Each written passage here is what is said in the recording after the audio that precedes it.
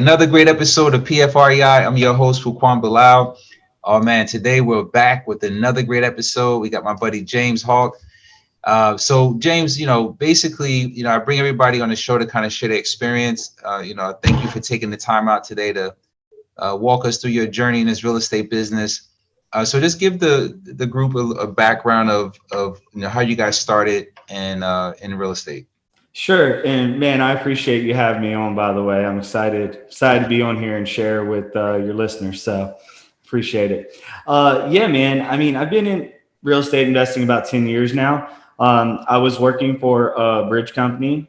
We did the Woodrow Wilson in DC. We were featured on Mega Builders. It was really cool. But it was a 9-to-5 job. So I was going to become an agent. That was the original plan. I had a friend that was wholesaling.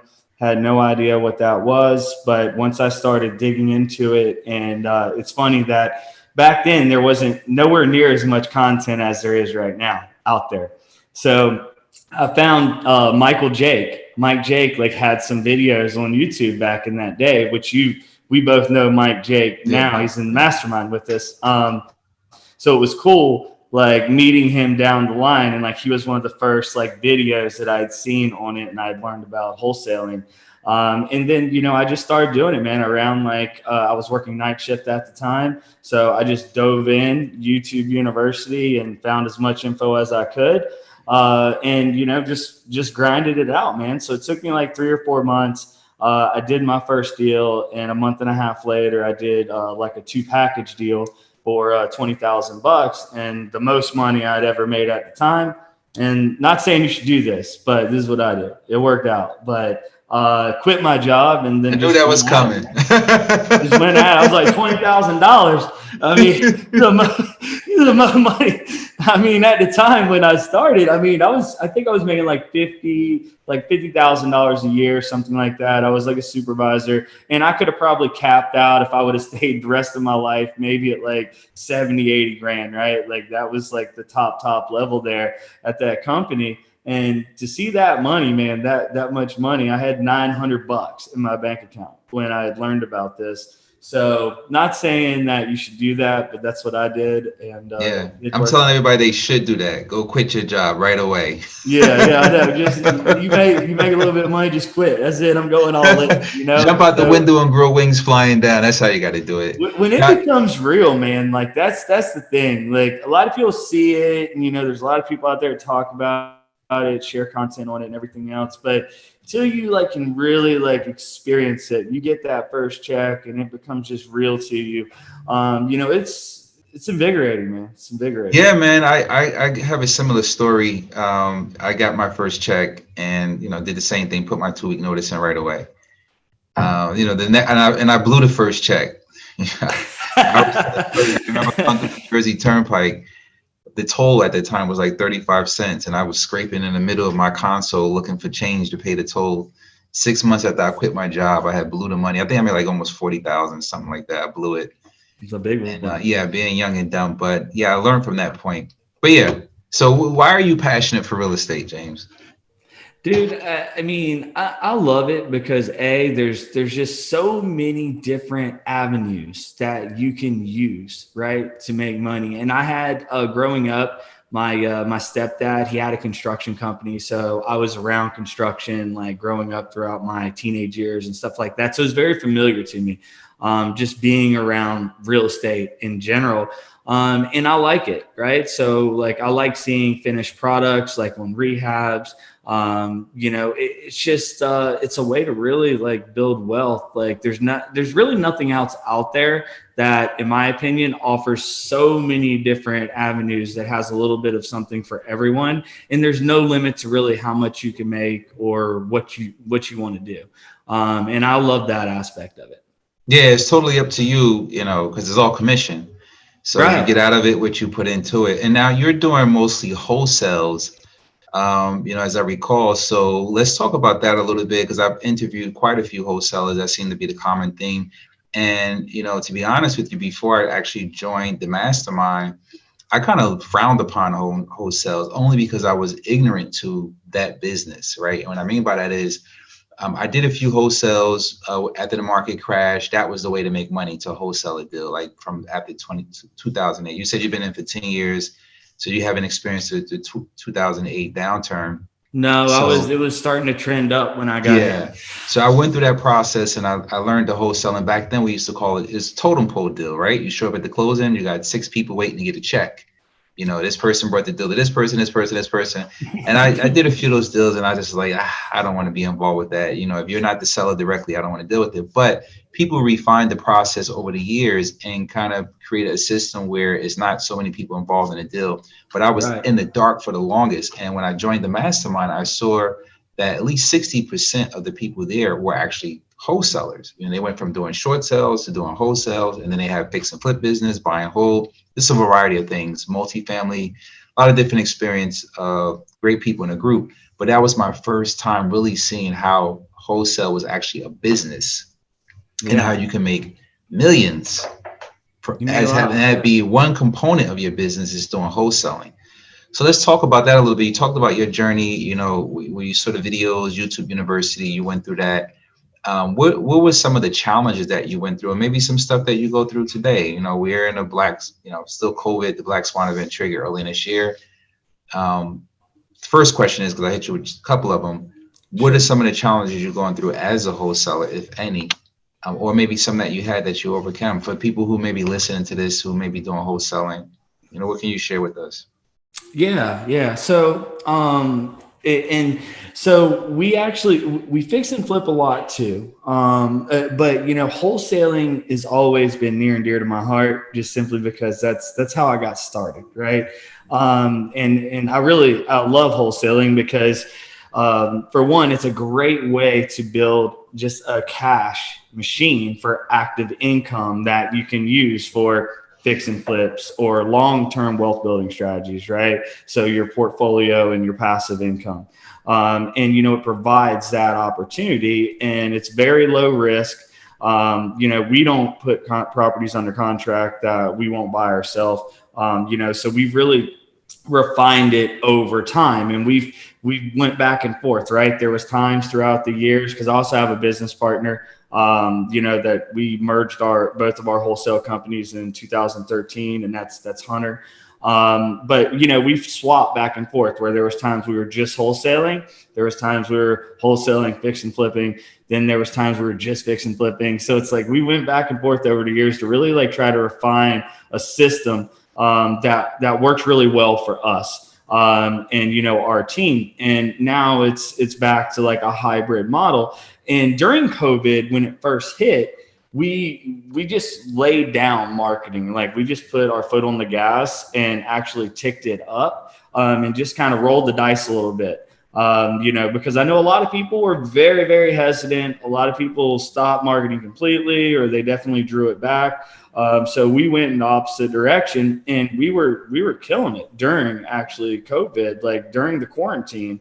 We were still doing deals consistently, and one of the biggest lessons, you know, and this will resonate with the newer people, and I stress this all the time, that I learned, you know, early on, is this: like the consistency with your marketing and making offers is huge. So, you know, everyone gets in this vicious cycle typically when you start out, that, you know, you go out there, you start doing some marketing, you end up getting a deal, you stop marketing, you stop making offers, because now all the focus is in selling that deal and, you know, getting that check. And I understand that, but, you know, when you start doing that every time, it becomes this pattern. And then before you know it, you're starting all over. So it's a really big momentum game, right? Like if you want to do deals consistently every single week, every single month, you got to keep that marketing going, especially with certain channels. Like as an example, direct mail. Like direct mail is such a momentum game. If you just plan on sending out 1 or 2 mail campaigns, you might as well not do it at all. You know, and we've spent millions of dollars in direct mail, and it still works. It still works today, and we have several other marketing channels as well. But you know, that is one thing. Like over the years, if we looked at what's made us more money than anything, it's direct mail. Now you all sell it direct. I would presume. I mean, you're not no MLS Yeah, deals. You we just go sell lock it up direct. contracts either, in person, over the phone, whatever. Got Yeah, it. so we're all direct deals. There's no, now we'll do some JV deals and stuff like Billy in Orlando, Yeah, right? yeah, yeah. So we're actually going to his office tomorrow. We bought a deal from him last week, and then also we're doing a JV deal with him right now too, a wholesale deal. Awesome. Yeah, just partner up, trying to generate the lead any way you can. So let's talk about this marketing thing a little bit because that you mentioned something that kind of hit home where I hear a lot of people actually give up with the direct mail. I'm hearing text messages. That's the best lead We do generation that too. more than the direct mail because the direct mail is so expensive. I'm hearing TV commercials. I'm hearing social media. Yeah. What are you seeing as far as your KPIs where you're getting the most bang for your buck? Is it that physical mail piece, the postcard, or the text messages? Now, right now, at the moment, it's kind of neck and neck, right? With direct mail and texting, and then we also do some TV as well, like in the group. A lot of people talk about that. But we did get hit. I will say this: over the last like month and a half or so, obviously because of the election, like direct mail took a huge hit. Hmm. So texting played a fundamental role in like keeping that lead volume up. As like a million pieces of direct mail, Yeah. related to the election were being flooded everywhere. So that obviously had an impact on the direct mail side. But yeah, I mean, direct mail and texting are two like primary, I would say, and then TV would come right behind. Nobody cold calling? You don't have the cold callers pound on the We phone? no, we do some cold calling, but that's more of like in a rotation. So like one of the people, like they're on a dialer one day and then they're texting the next day. So it's like a rotation. But we're not heavy cold calling. We're much heavier, on text. Yeah, I mean it's a weird because some people swear by cold calling, some people swear by texting, some people say I'm only doing direct mail. So I guess it just depends on your market or with your leads, the type of leads you're marketing to, right? That you get the higher response from. There's some people who know how to really carve out the leads and really, go through batch list stacker and really organize it really well and create a formula that gives them success, whether they're cold calling, texting, or direct mailing. So that's Yeah. really good.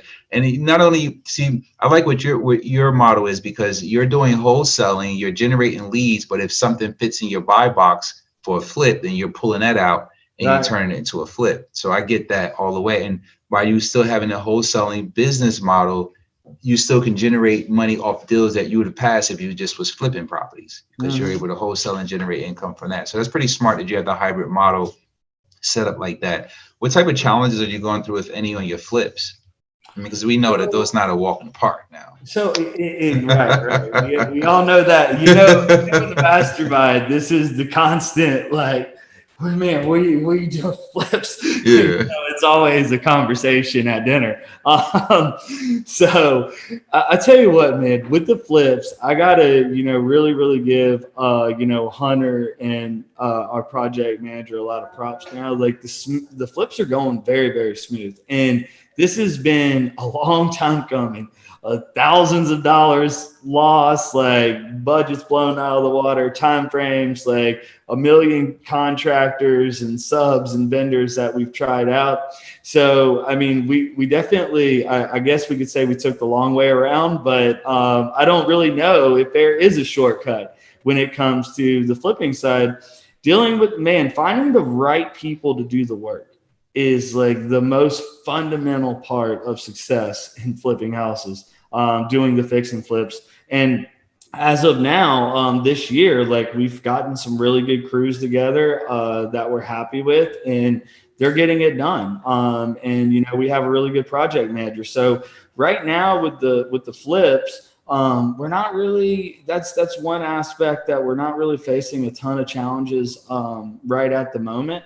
But yeah, again, like it was a long time coming that, we did face a lot of challenges for several years, and now we've really dialed it in and, feel good about it. at this point? Yeah, I mean, I kind of experienced the same thing, but we know that is people and processes, right? That makes the wheel go around. So you have your processes, you have the right people in place, which are the contractors, then you have your project manager overseeing that from a bird's eye view with the Yep. KPIs and everything pushing that forward. So that's what make it all smooth, like what you're experiencing now, because you have all that in place. Then every once in a while, you're just making sure that you need to change something or do Yeah, something to stuff make it still better. happens. You know Yeah. what I mean? You know how that is. Obviously, stuff is going to arise.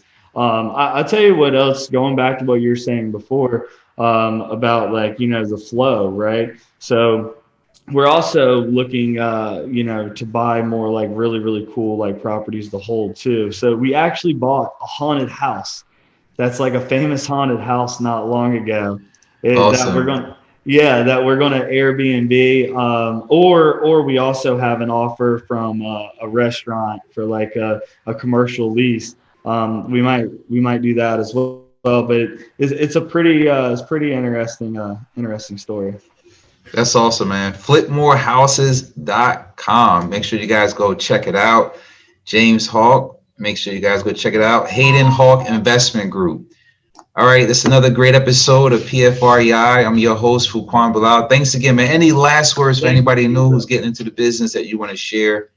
Uh, you know, For anyone getting started, just really focus on what's going to make you money. Focus on those revenue generating activities. Don't get caught up in like websites and like all this other stuff that can lead you down the wrong path.